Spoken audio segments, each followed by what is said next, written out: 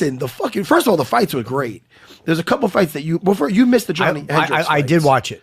Oh, you did? I wound up and watch. I went back. Oh no, we lost our guest. What happened today. there? We just got to move to Wednesday. All right, we were supposed to have. We'll tell you the big news is we were supposed to have Cody Garbrandt. We don't want to, he fought for the championship bantamweight against Dominic Cruz. I don't want to tell you what happened. Don't want to spoil it.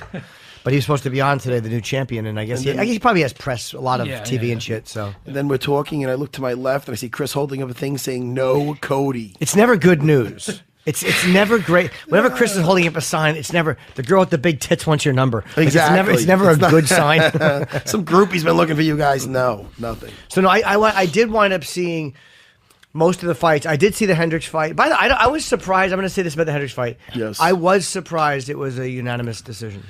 I wasn't. Was it that obvious to you that Magny won? Well, I thought that for sure the just decision would be Magny winning that fight. And I really do like Johnny and him being on here. You get to almost like you like him even more because you see he's more of just a genuine dude, and it sounds like it's very upsetting when you see a guy like just goes from like you look at him fighting Robbie Lawler and you look at him and even what he did to John Fitch back in the day and these other guys where he's got that power and you're like he's looking like almost like a Tyson, man. That guy hits you. It's like whoa. You're not seeing that standing up. You're not seeing it at all. You're not seeing that ferocious powerhouse coming at you.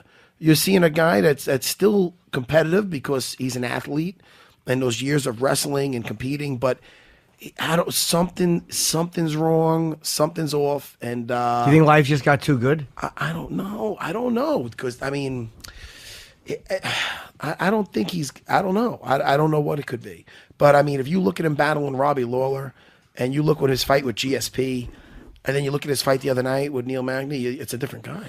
It feels like a different guy. We had him on. He talked. His wife said, he's like, well, I'll retire whenever my wife tells me. He's got 4 kids now. Yeah. And it just seems like that is more into being with the family. He missed weight. Was second time in a row, right? Yeah, 2 in a row, third time. Oh, third time altogether, yeah. Because he had that scrap against Tyron Woodley canceled because he couldn't make weight, yeah. So obviously, it's a hard thing to make this weight. I mean, I don't... What does he walk around at?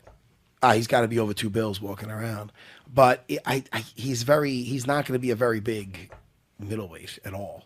That's what's strange. Is he talking about moving to middleweight? Well, I don't know if that's ever been talked about, but obviously it should be if he can't make weight. If he's not making weight 3 times, shit. Man. Hey, listen, people take shots at my weight all the time, dude. I never missed weight. I fought at 155. I had never once had to come back and weigh again. You know what I'm saying? Right. So. Is it about discipline or is it just he just cannot? I mean, what is it? The guy can't make the weight. He was talking, I think, earlier about his. I don't want to say if he was the right guy that was doing the nutrition or whatever, but I think that was it, wasn't it? Yeah. So I mean, he was very confident with that he had a good nutritionist. He was with the right camp, and he's talking so much about the camp, and something's off. Yeah, something's off. I mean, who knows what it could be? When you can't make weight, like what did he miss it by 2.5 pounds? Yeah. When you get that close. At what point do you go, I'm just not going to make it? Like, are you... I remember when Ronda and Misha Tate were the coaches in the Ultimate Fighter, and there was one of Ronda's fighters that couldn't make the weight, and he was sitting in the steam room and he just gave up. She took it bad. She was crying, you know, but he just couldn't do it. He's like, fuck this, I'm giving up. At what point do you know I'm not going to make this weight? I don't know. I mean, I've been in some bad.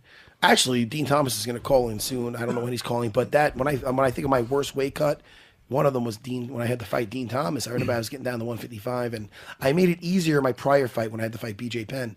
And you get kind of cocky, so you get kind of like, oh, I can have this protein bar now or this or that.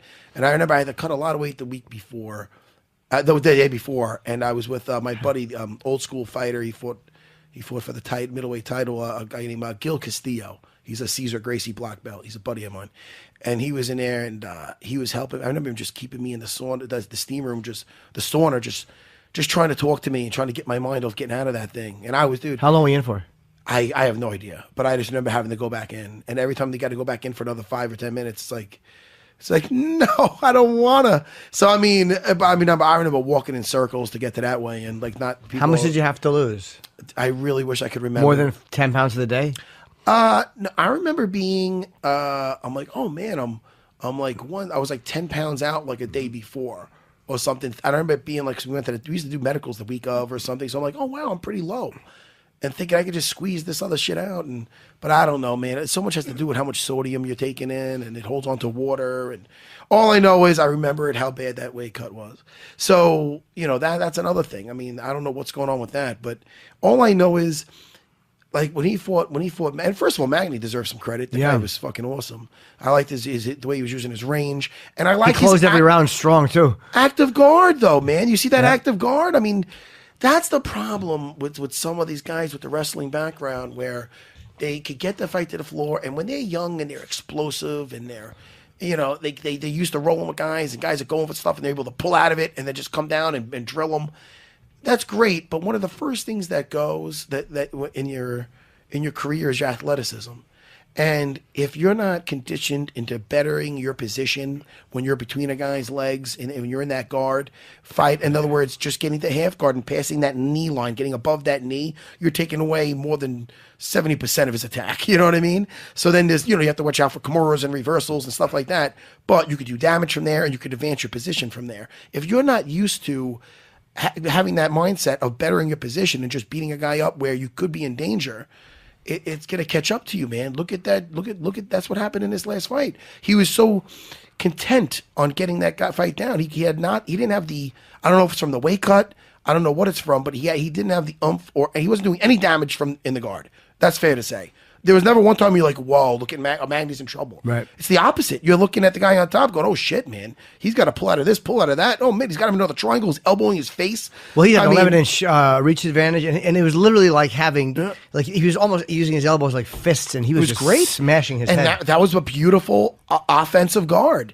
And that's what really won him. If he'd had nothing down there, the other guy's winning by just being on top, by being dominant. He wasn't dominant on top. He was taking a beating from on top. So then what do you, so I don't see how you could really even make a case. Sometimes I get worried when when it went to the decision. I go, and I was, we never had Magny on, did we? No. So I kind of pull for the guys that kind of are on here because you feel for them. You feel like you know them more. So I was really kind of like, come on, Johnny, and this and that. But I'm like, yo, he's not better in his position here. He's not even trying to. Maybe I got to watch it again, but I don't remember him trying to pass that guard or anything. And better his position to either submit him or finish him. And that's something that, look, you can go to fights where guys start off strong from in the guard, beating the guy up, and one mistake, they're gone. Like, look at Chael Sonnen versus Anderson Silva back in the day, beating up for 20-plus minutes and then getting submitted with a triangle/arm lock. You know what I mean? So, in like the last round. That might be the most amazing win I've ever seen. That might be just because he got his ass kicked for literally 4.5 rounds. Exactly, man. But if he would have concentrated on bettering that position some, he would have been a champion. You know what I mean? Just by getting past that, because getting half guard, triangles out of the equation. Now you have to watch out for certain things. And being a wrestler, look at Ryan Bader versus Minotauro. Was it Little Nog or Big Nog he fought last? Little Nog. Yeah, he got on that half guard. Minotauro's a better jiu-jitsu guy than Ryan Bader, but he got into a position where he knew, all right, I just got to keep my balance and beat the shit out of him from here to keep it simple for you. And that's what he did, man. And he beat up a guy that's, if he tried to stay in Minotauro's guard and do the same thing, chances are, if he's not getting submitted, there is always that chance of getting submitted or reversed and whatnot. So, I would say, I don't know.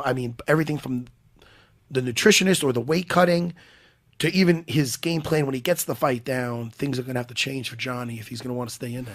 Yeah, I wonder if he's going. It was during the fight. Rogan said you have to wonder about his motivation, and that's just because of things Hendricks said. Yeah, exactly. Right. Yeah, he said unless they open up a 175 division, he's going to have to go up to middleweight. He can't try to make that cut anymore. Hey, there is some guys. Not for nothing. Kelvin Gastelum, yeah. Wow, I thought he looked, and this is not on the card, obviously, that was a couple fights ago, whatever it was. He looked fucking phenomenal versus Tim Kennedy. Yep. I thought he was in deep shit, to be honest with you. And I like Kelvin. I love the way he fights. He looked fucking phenomenal at 185. Right, he looked comfortable. Yet he's dying to go back to 170. Why? I just think it's that he feels he could be that much more powerful and bigger. It's that wrestling mentality, being the biggest in the division. You know what I mean? So, hey, man, he's the one in there, so whatever he feels most comfortable with. And he says he was just blowing up in the off season. He admits it. He goes, nah, man, I guess I go off too much in the off season, and and he's like, begging Dana to not begging, but basically saying, yo, Dana, man, please, I'll go to your house, I'll beg you, just let me or something like that. I'm misquoting. He him, wants but to fight Basically, he wants to welterweight fight again. Yes, at welterweight. And I don't know, he looked fucking phenomenal. But Johnny's gonna have to go back and just rethink if he wants to even be in there.